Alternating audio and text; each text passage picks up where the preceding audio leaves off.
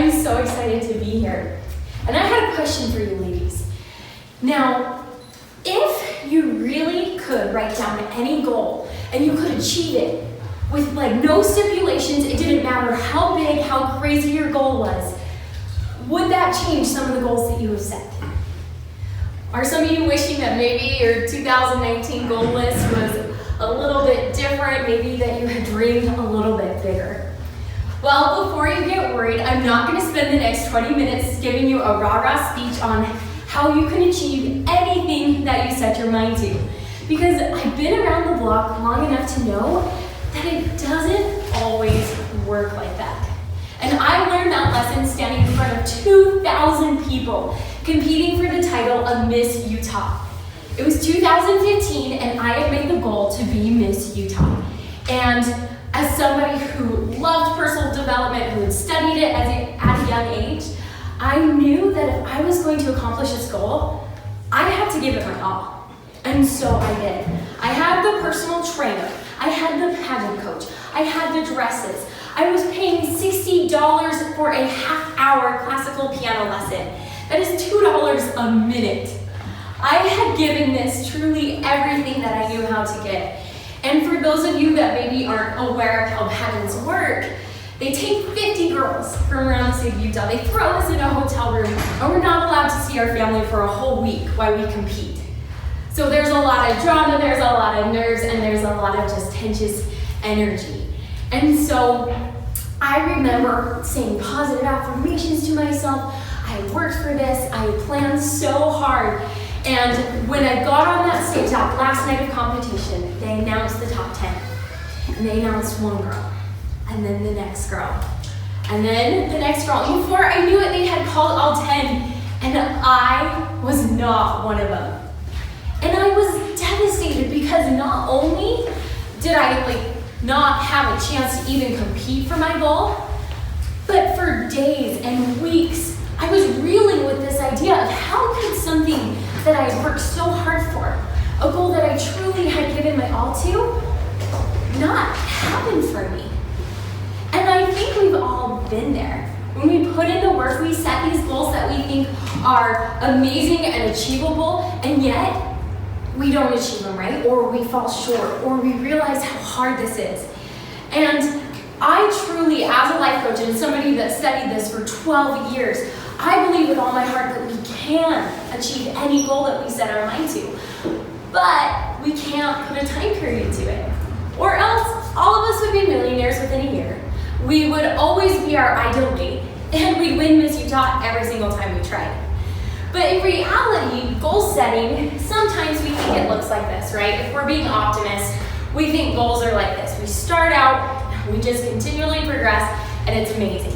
Well, most of us in this room are probably a little bit of realists. We realize that goal setting might be more like this, right? We have some plateaus, but we're always continually progressing, and it's a little bit more like stairs. Well, I'm here to tell you that goal setting looks a little bit more like this, right? It's up, down, it's crazy. We have weeks where we fall off the face of the earth, right? And we hit our rock bottom. And for me, I call this goal limbo. This is the stage between where we want to be and where we actually are. And it can be frustrating, it can be hard, it can be devastating. But today, I want to share with you 3 tips on how you guys can not only get through goal limbo faster, but love yourself and your life in the process. And so I hope that you guys can take some notes or some mental ones on how this personally can help you with the goals that you are setting and trying to achieve in your life. So that first tip that I have for you is to set goals that you can live with.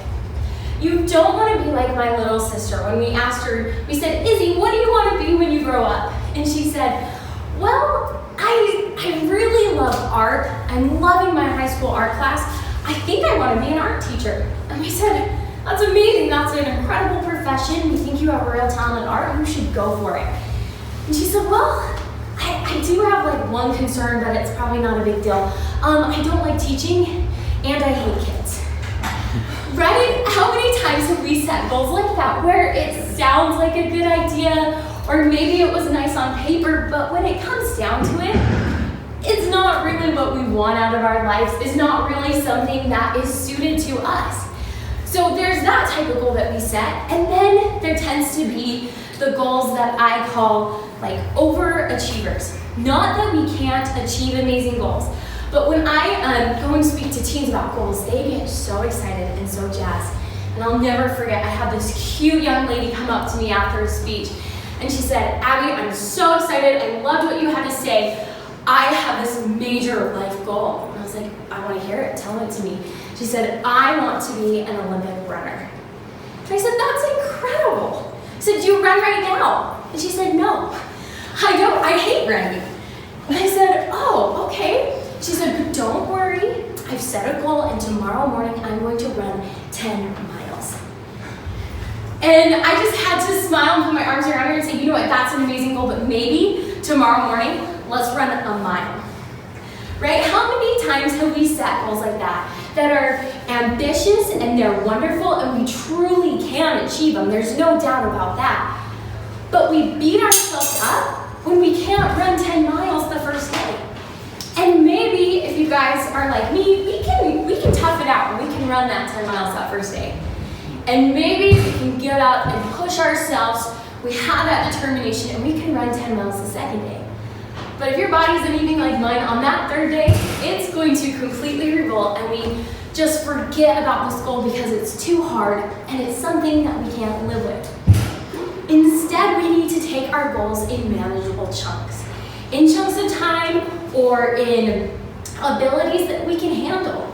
It's going to the gym, getting that membership, and walking, maybe jogging a mile. And all that matters is that the next day, you jogged maybe a couple seconds more than you did the day before. It's about progression.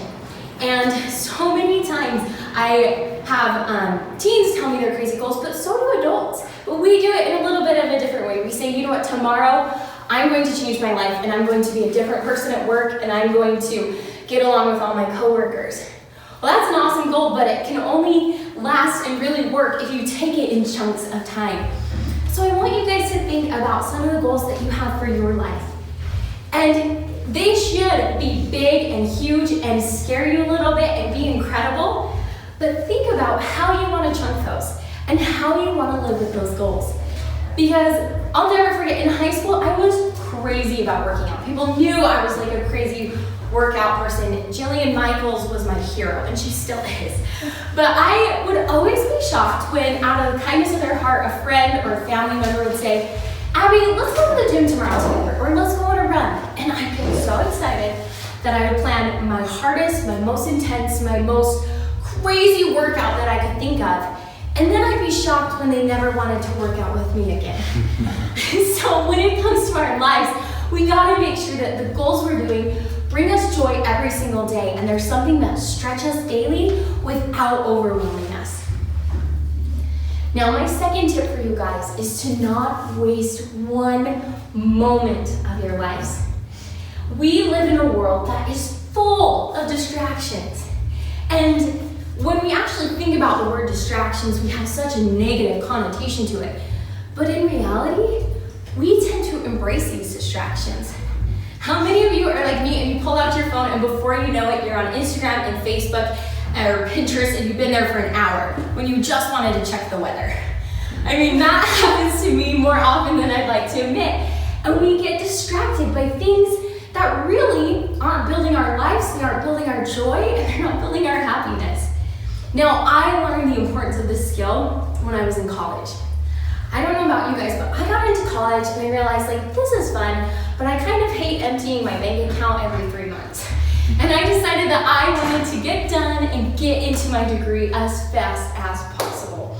And so I went into the register office and I was looking at the sheet of paper of like how much credits cost, and I knew that 12 credits cost the same as 18. So I was like, okay, that makes sense to me. I'm gonna take 18. But at the very bottom of this paper, in like tiny little print, it said 24 credits, and it was only a couple $100 more than taking 18.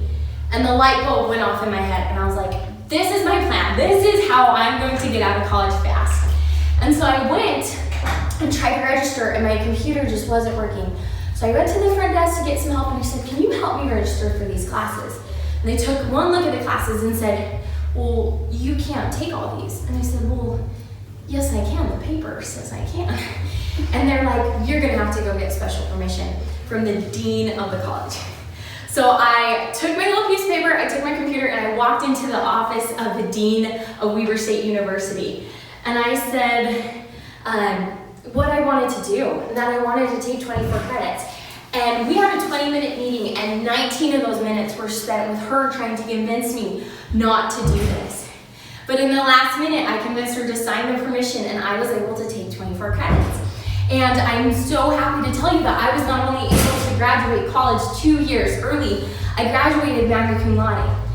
And people, when I tell them this, they're like, one, are you exaggerating? And I'm like, you know what, honestly, no. And then two, they say, well, did you lose like your sanity? And I say, well, I don't think so. And the reason is because I didn't waste a moment. In between classes, I was studying for my next exam. When other students were maybe going to check out the new bowling alley or some of the fun areas that you could go around school, I was studying and using those minutes because it's in the minutes of our lives that we achieve our goals. So many people get overwhelmed by setting goals or overwhelmed by all the things that we have in our life. Because let's be real, we've got work and family and relationships and obligations that we have to take care of all the time. And if we're waiting for extra hour of time or even a spare day on the weekend, it's never going to come. And so you have got to be fiercely protective of your time and of your minutes. And I learned this from my mom because when I was little, I'd watch her. She'd fly around the house like 5 minutes before we had to go to church or 2 minutes before like we had to go to school and be like, Mom, what are you doing? Like, we need to get in the car. And she'd say, well, I just finished like the dishes, or she just organized her closet. Like, she would have used those minutes. And so I hope if there's just one thing you take away from my speech today is this power of 10 minutes. And that's something that I found that anybody can take and use in their life today to change it. Because we don't make more time. We all have the same 24 hours. We find more time. Now, my last tip for you guys on this is to love yourself through change. When I did graduate college and get into my first big girl legit career job, there was the coolest perk. The company would pay for a dietitian to come in and you could schedule a time to go meet with her for free. And I was so excited. I immediately signed up, and you had to fill out this form that talked about your health history, your health goals, what you ate, just kind of everything you could think of when it came to nutrition and health. And I filled it out, and I was so excited because I knew that this dietitian would be so impressed with me. At this time in my life, I wasn't drinking soda, I hadn't had sugar in a year, I was on a low-carb diet, I was working out 6 days a week, I was crushing all those boxes. So I was so excited to meet with her, and I'll never forget, I went into the room, she had my little form, and she said, okay, Abby, I see here that you don't do sweets, you're on a really low-carb diet, you're working out great, but it says here that you want to lose some weight. And I said, yeah, I think I've got 5-10 pounds that I would really like to shed. I'm just not where I want to be happy with my body. She said, okay, so let me ask you this. Are you happy with your diet and your lifestyle? And I said, well, yeah, I feel good, but last night my aunt had a birthday party. She'd made this homemade German chocolate cake, which is my favorite cake in the whole world. And I can't tell you how bad I wanted a slice. But I didn't. I held strong, I gritted my teeth, and I did it. I thought she'd be so impressed with me. And she looked at me, and she said, okay, so, you've got this really intense diet, and you're not the weight that you want to be. What's the point? What's the point? I not only was so embarrassed and so devastated, I thought about that for weeks. What was the point of my goals? And how many times have we been there with our own goals in our life? It gets hard, we're past the point of frustration, and we ask ourselves, what's the point? And I hope that the point for you is progression and progress, and not that you're looking for something to come out of these goals, such as happiness, joy, or success. Because my mentor and hero, Jim Rohn, always said that success will only make you more of what you already are. So if you aren't happy with yourself and who you are or your life, achieving those goals, while that might feel amazing for a day, for a week, maybe for a month, it's not going to change that underlying problem of, I don't like who I am, or I don't like what is going on in my life right now.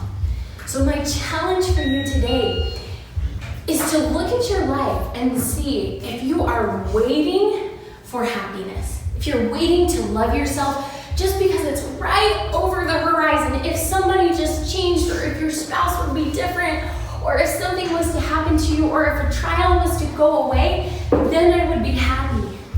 I'm here to tell you that if you're waiting for that, it might never come. And you don't want to wait, because this period of goal limbo is already hard enough. And if you're waiting for joy and happiness to find you in the process, you have to create it. And I shared this example with hundreds of teens across the state of Utah. I've shared it with thousands of people on my YouTube channel, and it's embarrassing to me, but I share it because it's real. There was 3 years of my life where I was miserable, and I can equate it to one thing. I hated my hair. And isn't that the most horrible, disgusting excuse you've ever heard of? I truly believe that if my hair was different, if it was, a different texture, different color, different style, that I would have, better relationships, that I'd just be happier, that people would like me. And I share that story because if I allowed my hair, something as silly, as frivolous as my hair, to hold me back from joy, I would venture to say there's something holding you back from joy. Something that you're just waiting to change. And so I hope for you guys that you can go back today and still have those amazing goals, but look at what needs to change today for you to experience more joy and happiness in your life.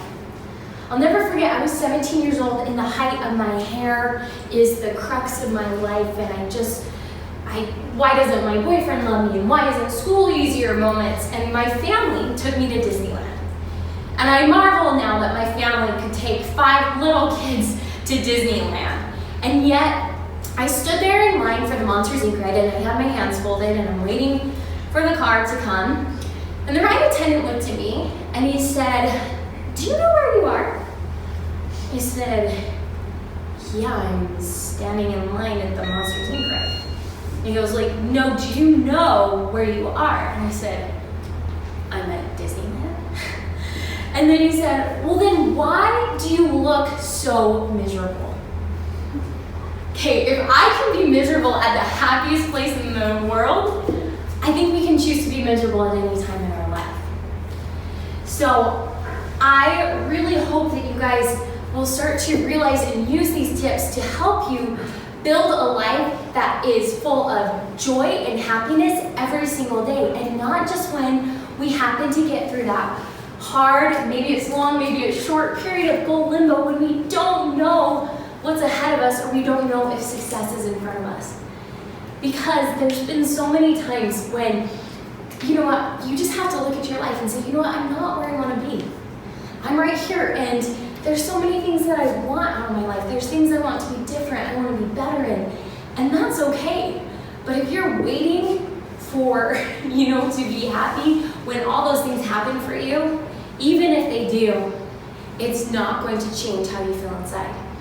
So I hope that you guys today have some tips on how you can manageably set goals, use your time, and get through this period of goal limbo where it does get hard and life is kind of your nose to the grindstone, but that you can experience joy and happiness in the process. Because just like myself, there's going to be days when we lose and we don't win Miss Utah. But even then, we can still love who we are and love goal setting in the process. So I want to thank you guys so much for being an incredible audience. I hope you got some great tips, and I want to thank you for listening today.